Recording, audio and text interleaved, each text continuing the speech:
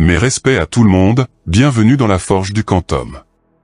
Aujourd'hui, base numéro 13, les conversions de longueur. Et on commence sans plus attendre par leur utilité.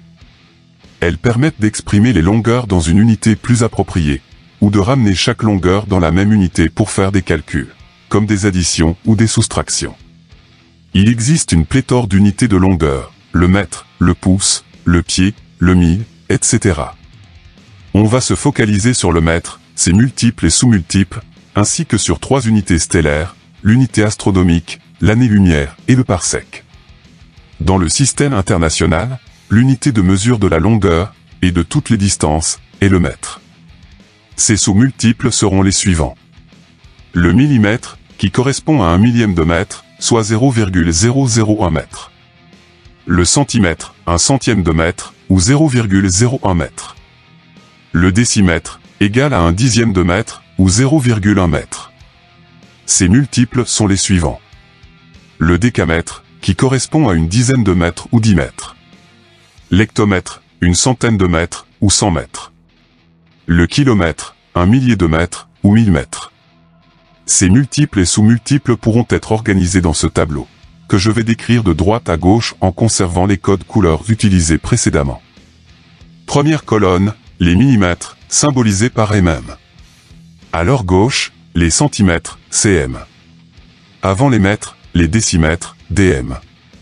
Après les mètres, les décamètres, dam.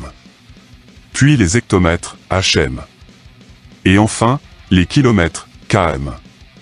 Il ne faudra inscrire qu'un seul chiffre par colonne et la virgule, réelle ou virtuelle, sera toujours placée dans la colonne de l'unité dans laquelle est donnée la longueur. Je présume que tu ne sais plus ce qu'est une virgule réelle ou virtuelle. Je vais te faire un petit récapitulatif. Abordons un peu la numération des nombres entiers avec ce tableau. Il est composé de 4 catégories de nombres, qui sont les suivantes, unités, mille, millions et milliards. Chacune est coupée en 3 parties, unités, dizaines et centaines. Par exemple, 123 se positionnera ainsi dans le tableau, une centaine, 2 dizaines et 3 unités.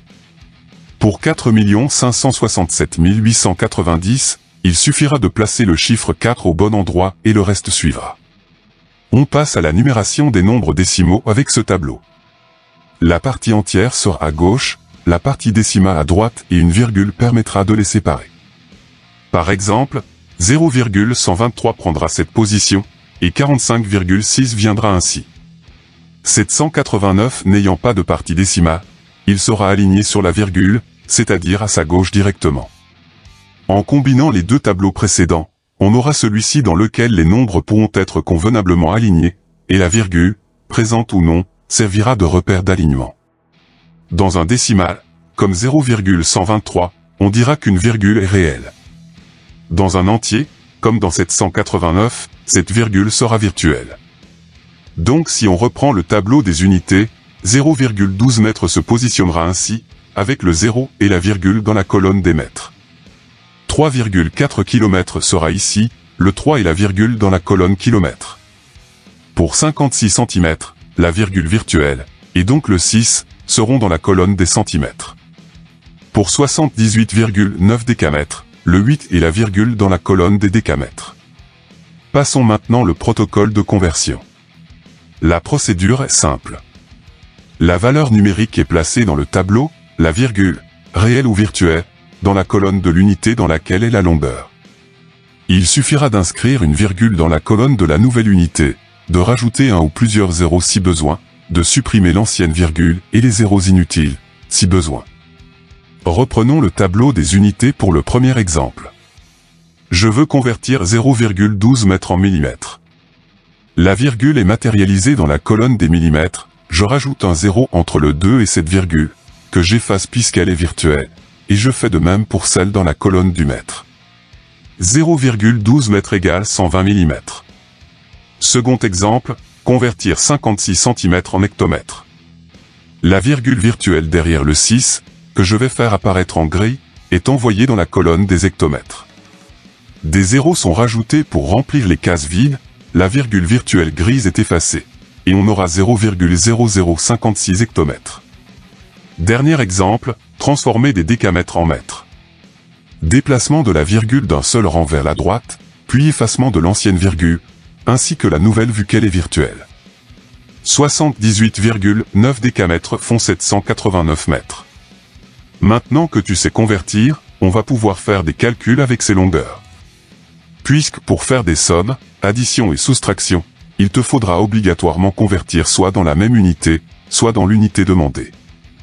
Premier exemple, on additionne 1,2 décimètre avec 3 cm, le résultat devant être exprimé en centimètres.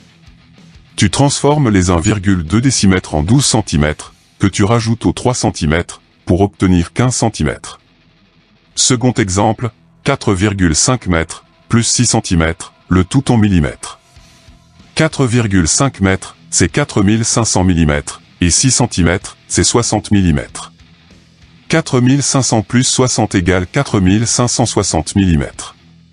Troisième et dernier exemple, 78 hectomètres moins 9 décamètres, à exprimer en mètres. 78 hectomètres, c'est 7800 mètres, et 9 décamètres, 90 mètres. 7800 moins 90 égale 7710 mètres.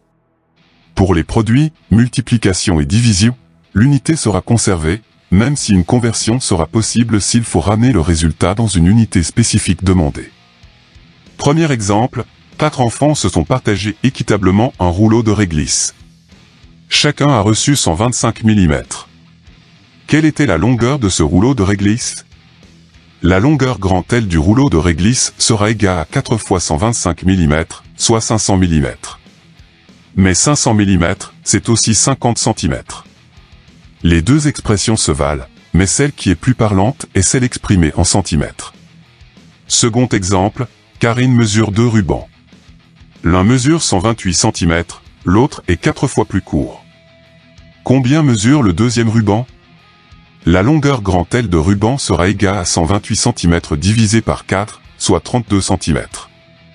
On passe maintenant aux unités de distance spatiale, et on commence par la plus petite, l'unité astronomique.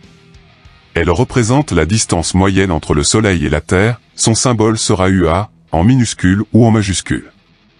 Elle sera égale à 150 millions de kilomètres, soit 150 milliards de mètres, c'est hallucinamment gigantesque. Pour te faire prendre conscience de cette distance, si on pouvait rallier le Soleil en avion depuis la Terre, avec une vitesse moyenne de 900 km/h, il faudrait environ 19 années de vol sans escale. Cette unité permet de travailler à l'échelle humaine, c'est-à-dire entre 0 et 100, sur des distances astronomiques comprises dans le système solaire. Comme tu peux le voir sur ce document, la planète la plus proche du Soleil, Mercure, n'a que 0,39 unités astronomiques de rayon orbital, alors que Neptune, la plus éloignée, gravite à environ 30 UA. Plus pratique à comparer que ces millions et ces milliards de kilomètres. Seconde unité spatiale, l'année-lumière, qui représente la distance parcourue par la lumière pendant un an. Elle sera symbolisée par AL, et pour déterminer sa distance en kilomètres, il va falloir utiliser la célérité de la lumière. Les photons parcourent 300 000 km en une seconde, donc 1 milliard et 80 millions de kilomètres en une heure, soit 3600 secondes. En une journée, 24 heures, ils auront fait 25 milliards et 920 millions de kilomètres. Au bout d'un an, 365,25 jours, la lumière se sera éloignée de 9 billions, 467 milliards et 280 millions de kilomètres. Donc une année-lumière, c'est environ 9,5 billions de kilomètres, ou 9500 milliards de kilomètres. Cette unité permet de réduire les valeurs numériques de distance intersidérale kilométrique puisqu'elles seront toutes divisées par 9500 milliards. L'année-lumière se décline aussi en secondes-lumière, minutes-lumière, heures-lumière et jours-lumière. Le Soleil n'est qu'à 8 minutes-lumière de nous, alors que nous sommes à 19 années-avion de lui, si je reprends mon exemple vu dans le chapitre de l'unité astronomique avec l'avion prenant sa vitesse comme référence. Mars n'est qu'à 13 minutes-lumière de la Terre, mais il faudra actuellement 250 à 300 jours de voyage pour les vaisseaux qu'Elon Musk va envoyer pour coloniser cette planète rouge. Encore faut-il que les fusées n'explosent pas au décollage ou en basse altitude. On finit avec le parsec, la contraction de parallaxe seconde et son symbole est PC. Le parsec est la distance à partir de laquelle la distance Terre-Soleil, de une unité astronomique, est vue sous un angle, ou parallaxe, d'une seconde d'arc. Un parsec, c'est 648 000 sur pi unités astronomiques, soit environ 206 264,81 unités astronomiques, ou UA. Un UA étant de 150 millions de kilomètres, un parsec correspond à 30 billions, 939 milliards et 721 millions de kilomètres. Comme une année-lumière fait 9 billions, 467 milliards et 280 millions de kilomètres, un parsec est donc équivalent à environ 3,265 années-lumière. Voici un schéma pour expliquer la parallaxe. Deux mesures angulaires sont effectuées à 6 mois d'intervalle, en décembre et en juin, et grâce à la formule qui indique que D est égal à 1 sur P, on peut trouver la distance en parsec. Bien entendu, pour que cette distance D soit en parsec, la parallaxe P doit être en radians, dont la conversion a été vue dans la base numéro 12, le lien est dans la description de cette vidéo.